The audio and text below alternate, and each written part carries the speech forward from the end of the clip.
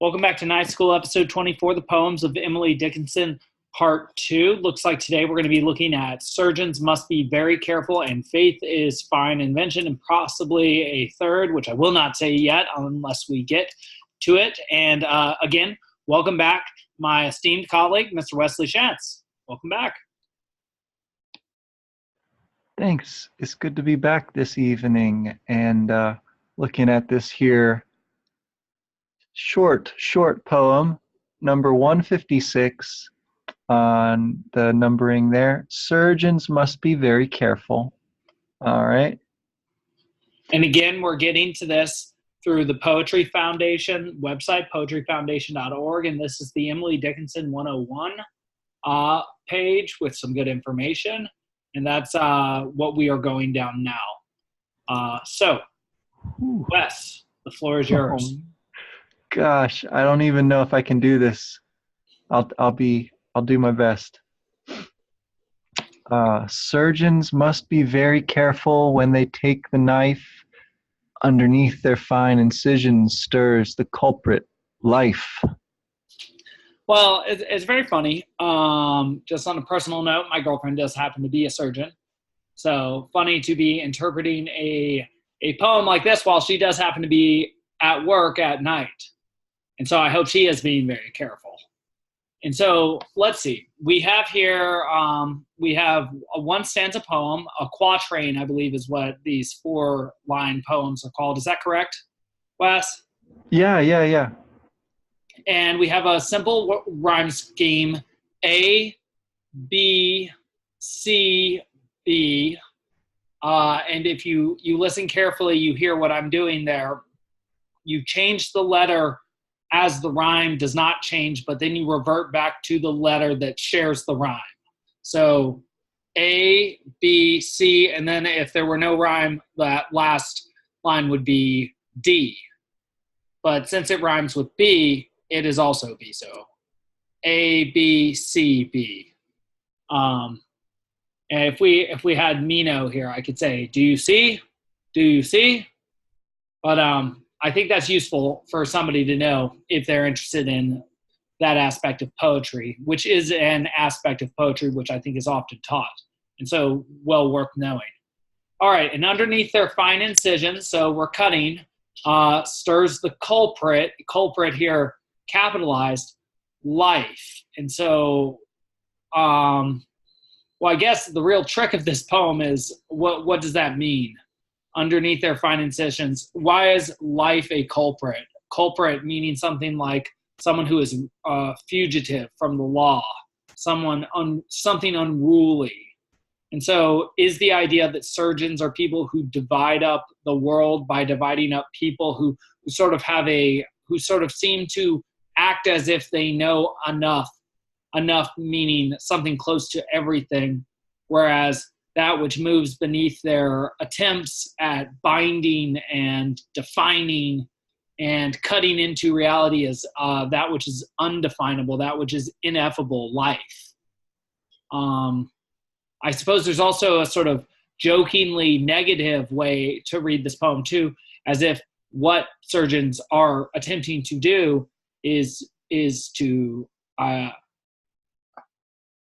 take life. That if it's the culprit, it's that which needs to be gotten rid of, but I don't know why that would be a surgeon rather than, say, like an officer of the law or something like that. I'm not sure. Wes, what do you make of this? Yeah, no, it's so short and so compact that I'm very wary of saying much about it. But this is what I thought about the culprit thing. Yeah, that does seem to be the kind of crux of the whole thing here. That the culprit is named life, right? And their job as surgeons, right, as doctors, is to promote and maybe save lives. And so they have to be very careful when they do their incisions, right? And they, I think, are prone to, as you say, losing sight of their kind of place in things, because what amazing power to stand over someone with a knife and have their life kind of in your hands, right? So that I think that element is certainly there. I mean, that's sort of like the first line, right?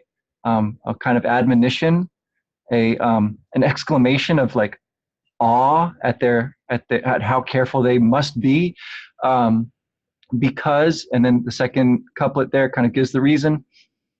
Underneath their fine incisions. So fine here, right? That's what this poem is. It's small. It's very delicate. It's very careful, because underneath of it stirs the culprit life, that thing which I suppose in some sense, yeah, is guilty for whatever ill might have brought this person to the surgeon in the first place, right? Like they wouldn't be there if they weren't alive. So in some tortured sense, that's the reason, that's the cause or the culprit for them being under the knife. Yeah. But this, in the poem sense, right? This poem is the incision upon that sort of sea of meaning and conceptual like vagueness, I guess, which has caused her to write it, like inspired her or whatever. So it's sort of the culprit in that sense of being the cause. That's the best I can do with that. I don't know whether there's a kind of joke there, maybe, but yeah. What do you think? You might have given me the key, and potentially there's a sort of existentialism underlying this, just like we saw in Walt Whitman, with life here being sort of the major feature. And again, I would like to know whether this edition italicizes this word or whether it's italicized in one of the original published editions. But what I think she's saying here is that she, as a wordsmith, is a surgeon and is cutting out a small slice of being or reality and is imposing it now, or is proposing it so that other subjective beings can observe it. And that what she must be careful with what little she shows, because what she shows is so utterly valuable, the most valuable thing, life. And so when you cut out a small part of life or being in your articulated expression, you should be very careful about how you express it, because you are essentially doing sort of mental surgery, in that you are helping somebody to modify their map by offering them information in the same way they are doing with you. And that is even finer work than physical surgery in some way or another, or precisely because it involves principles. Sorry. No, I'm just agreeing. I mean, the idea that in some sense we are mental surgeons is it's a real daunting one, for me anyhow. It sort of connects back with the thing we were talking about a while ago about certifications for teaching, right? Yes.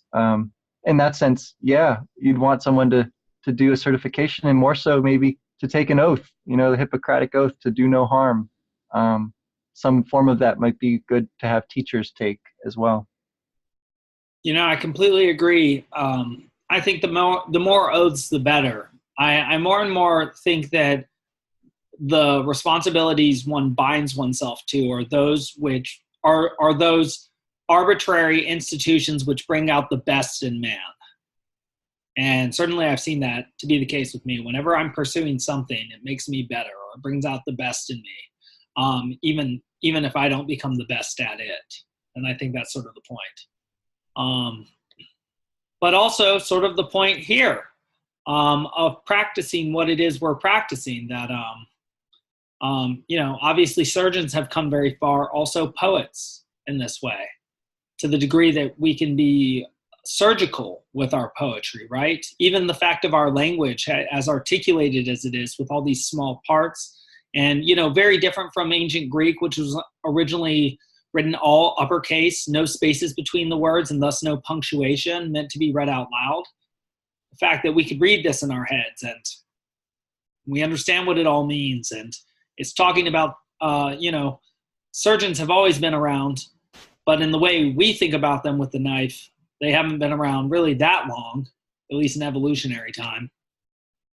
And that that we with our words and thoughts reflect sort of the state of the medical art or the science of our age. And well, look at us right now. Look at this small slice of life. Aren't we interesting? I hope so. Well, we shall move on then to faith. Please. And it's good to be reading Faith as Fine Invention, just because it is the December season. And a couple of things about that is, it's a time of celebration, of course, because of Christmas, and also for teachers getting off Christmas. But also because this is my 1-year anniversary of starting a podcast. And I've done 178 or 179 of them now, and now another with Wes. And it seems like we're celebrating all the time these days, Wes, new accomplishments. And that alone, I think, is reason to do this. We had our, 100th episode total, and then this, and then plenty more good things to come, I think. It has been a lot of fun. It is a lot of fun. And we have very festive kind of season here. So, yeah, very fitting. And how it relates is that the 3 theological virtues, faith, hope, and love, will figure prominently in my purgatorial lectures in the next 2 days, because they will figure prominently in the celebratory parade in the purgatorio, which I will explain in detail. And I don't think there's anything that exists like that right now, but there will be. So have faith. But the 3 theological virtues are represented by the colors red, green, and white, which are, if you see Hershey's Kisses at the convenience store right now, all in red, green, and white, or silver for their colors. And you'll notice those are the Christmas colors, right?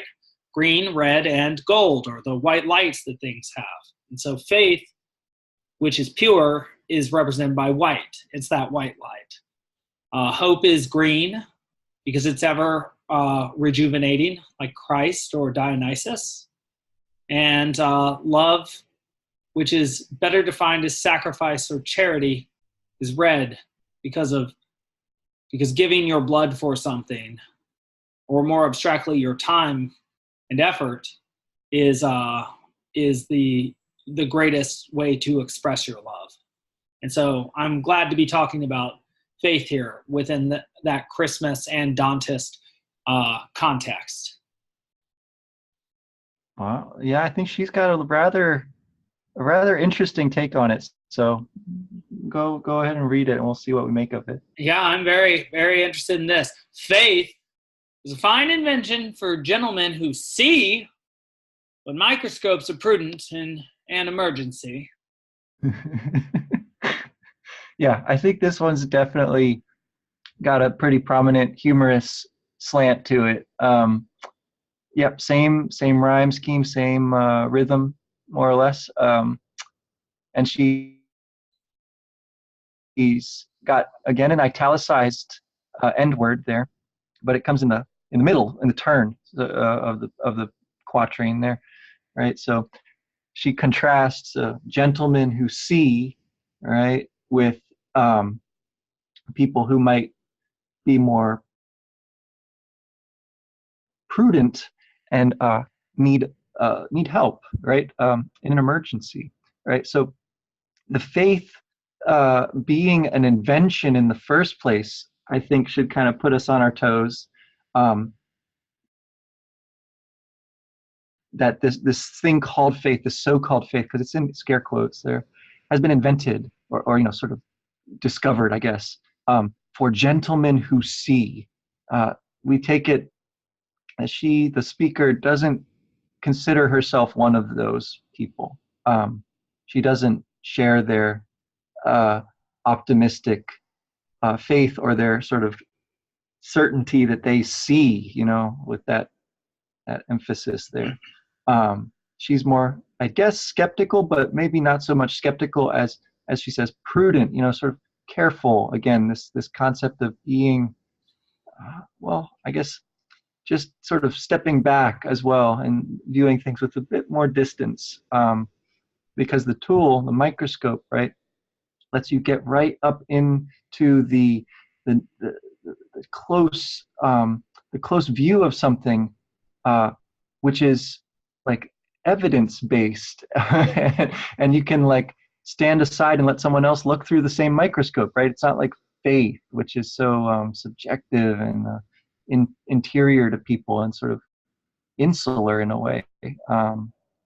And I'm struck too by the time when microscopes are prudent is in emergencies. I mean, I think that's when faith is really handy too. Maybe faith without the scare quotes around it. But I would agree. I like having microscopes as well as surgeons who know what they're doing when I need my medical treatment, or whatever it might be. I trust a person who knows how to use those sorts of inventions, maybe more so than someone who's just.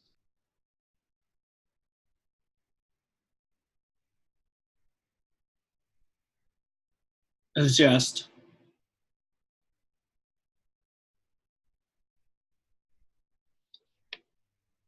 Sorry, Wes, do we still have you there? I'm here. Yeah, I didn't hear. I got like a little bit cut in and out. I heard you stop with you might trust somebody good with those instruments more than someone. Someone with faith, in quotes. Okay. Yeah, I see a lot in these lines. I see definitely a tension between the first two lines and the last two, and also a tension shared in one of the poems that we read last time, where we saw the tension between sort of religious and scientific language, though she was sort of joking in her tone.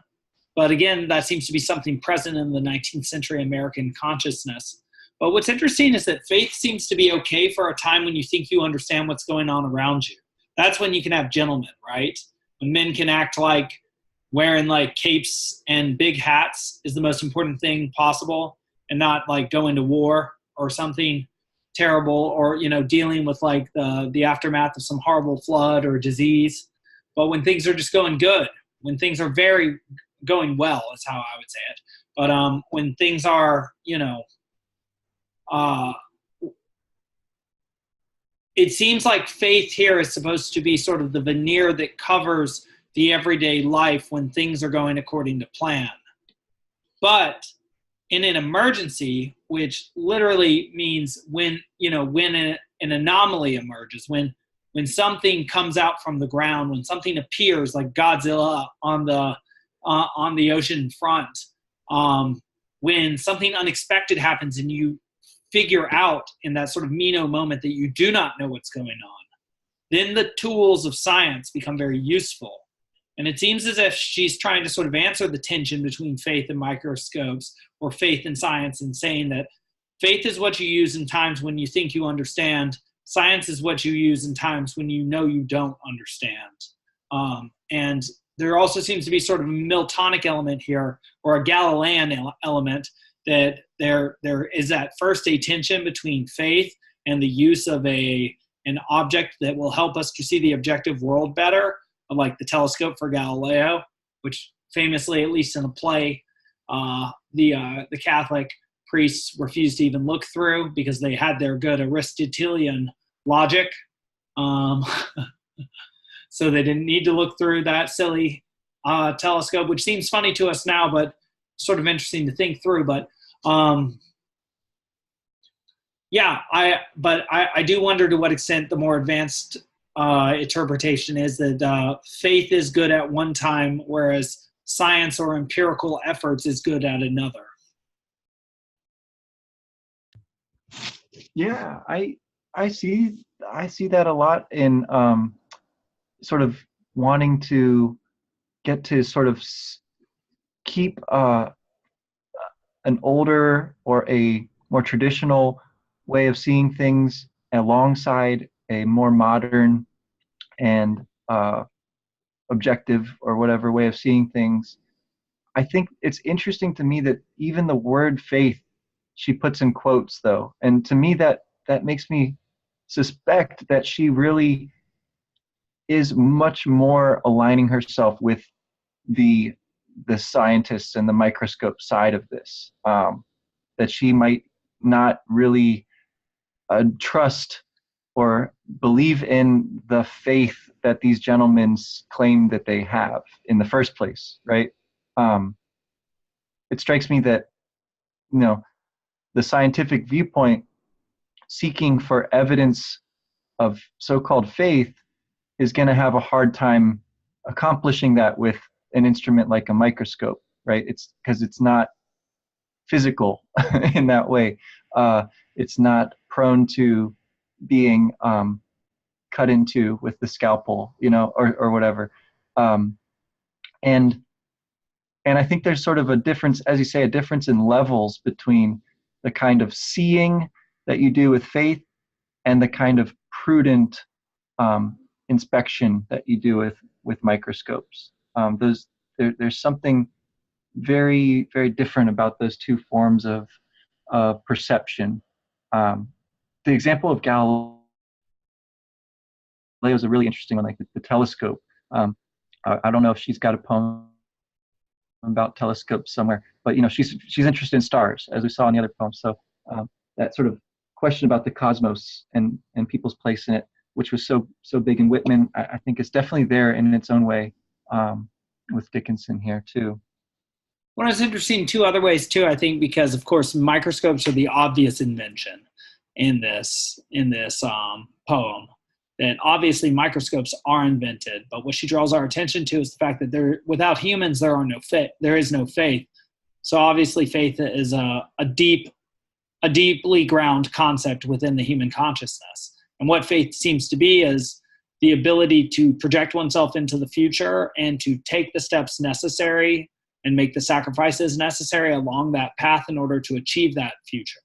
And so you can see that when everything is going okay and right. But once things go off book, out of book, and get out of hand, and emergent properties enter the situation, anomalies, these microscopes, you're going to have to figure things out. Again, faith will not be enough, I think, is part of what this is saying. And I see less of a tension between these two concepts and these two ways of being as antagonists and more as complements. That sort of faith is like what allows you to be conscientious in the pursuit of a goal, whereas microscopes are what help you adapt to immediate reality when things go off track. Sort of like, I don't know, the difference between being able to follow through on a plan and being able to adapt to a situation. And do you see a distinction between faith, simply faith, and faith in quote marks? Or how do you read that? Well, the interesting thing about that is the very fact of being able to use language and having the printed word and having mechanisms for publishing and for spreading the written word, and for the fact, and the structures that have to be in place that make it possible for a gentleman to exist, who can then walk in a lawful society safely without weapon to a church which is allowed and barbarians don't sack immediately, just does strike me as such a nested den of inventions and things made that actually exist. Like, I wonder to what extent faith is sort of a concept that draws specific actions into it, and that I say it in the weirdest way possible, I suppose, but it's just that I don't see it as the shallow sort of faith is not real and God is not real and nothing matters sort of superficial nihilist claim of what faith is. That sort of scientist, uneducated in the humanities dismissal of that way of thinking as if it is in some way inferior to empiricism rather than different and literary in nature. Yeah, I think I agree with everything you said when faith is not in quote marks like this. But when someone puts faith in quote marks like this, I hear this like lilt in their voice, like faith is a fine invention for gentlemen who see, right? So it's like, I think that there is a dismissive tone in this poem, at least, of maybe not faith itself, but of these, sort of conventional forms which it takes in lots and lots of times in history, including, I think, Dickinson. Well, possibly so. I mean, faith as manifested in its practiced form, and especially in her sort of immediate surrounding, possibly if that's the way that she's using that word, like the gatherers within a faith. And I do agree that she is drawing attention to the word faith by putting parentheses around it, and that there is a jaunting and lilting tone to this poem. But I think because of that sort of limerick-like lilting and tilting tone, it makes it a little bit less clear to me what is being made fun of or criticized, because it seems by nature of the tone itself, everything in the poem is being sort of joked at, though faith does have the special distinction of the parentheses, the scare quotes, that then are paralleled with the last word in the sentence, the italicized C, suggesting that scene is in some way different. Yes, these short poems are very difficult. Well, yeah, I mean, a lot rides on every little thing, and you can sort of get pretty far afield by just like doing a little bit of wiggling with one or two things. I think of them like if you play Jenga, and you're going to place your Jenga piece right there in the one spot where it can possibly go. That's like writing a short poem. It's got to have everything just so, and interpreting it, is kind of. Well, it's interesting too, because taking those pieces and starting to stack them. Right. That's interesting too. Just you remind me, the word prudent is one of the 4 cardinal virtues, prudence. And in my lecture in 2 days on the divine procession at the top of the Purgatorio, the 4 cardinal virtues will be represented, and one will be a person with 3 eyes. And because the wise are those who see the past, the present, and the future. And so it's just very interesting having that language alongside microscopes here. And, and along the word see and the word faith, and, what the relationship between sort of practical wisdom, worldly wisdom, prudent, supposedly according to Alan Watts, it shares a root with provideo, with providence. So that I feel like I also detect in her, like with Whitman, sort of that conscious or unconscious interplay. There's something present in the language.